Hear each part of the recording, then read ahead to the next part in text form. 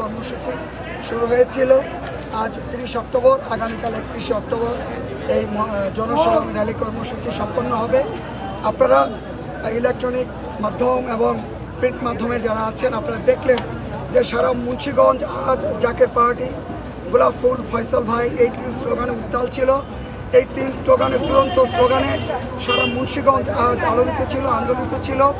আমরা মুন্সিগঞ্জের সর্বস্তরের জনগণকে এই কর্মসূচি সফল করার জন্য আন্তরিক ধন্যবাদ জানাচ্ছি এবং একই সাথে জাকের পার্টির চেয়ারম্যান মোস্তফা আমির ফয়সাল মুজাদ্দিদি, জাকের পার্টির senior vice chairman doctor Saim Amir Faisal মুজাদ্দিদির পক্ষ থেকে এই জনসভা কর্মসূচি, র্যালি কর্মসূচি সারা বাংলাদেশে সর্বাত্মকভাবে সফল করার জন্য বাংলাদেশের 18 কোটি মানুষকে আন্তরিক অভিনন্দন এবং শুভেচ্ছা জানাচ্ছি। জাকের পার্টি একটি নির্বাচনমুখী দল, জাকের পার্টি একটি গণতান্ত্রিক দল। জাকের পার্টি নির্বাচনের প্রতি শ্রদ্ধাশীল, আইনের প্রতি শ্রদ্ধাশীল, গণতন্ত্রের প্রতি শ্রদ্ধাশীল। জাকের পার্টির নির্বাচনের প্রস্তুতি সবসময় থাকে, এবারও আমাদের আছে। তবে একটি কথা, সেটি হচ্ছে যদি সত্যিকার অর্থেই কালো টাকার প্রভাব এবং পেশি শক্তির দৌরাত্ম্য নির্মূল করা না হয় তাহলে এই নির্বাচন হবে তামাশার নির্বাচন।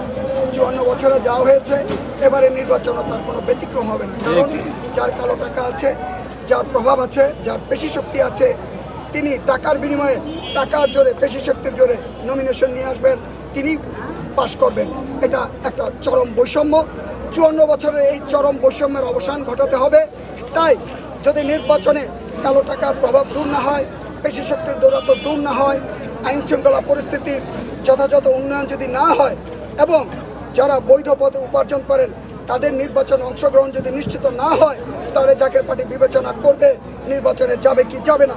এই সাথে যোগ করতে হবে যে যদি একটি অংশগ্রহণমূলক, বিতর্কমুক্ত, নিরপেক্ষ এবং উৎসবমুখর নির্বাচন যদি নিশ্চিত হয়, জাকের পার্টি অবশ্যই অংশগ্রহণ করবে, নতুবা জাকের পার্টি তার বিকল্প চিন্তা করবে।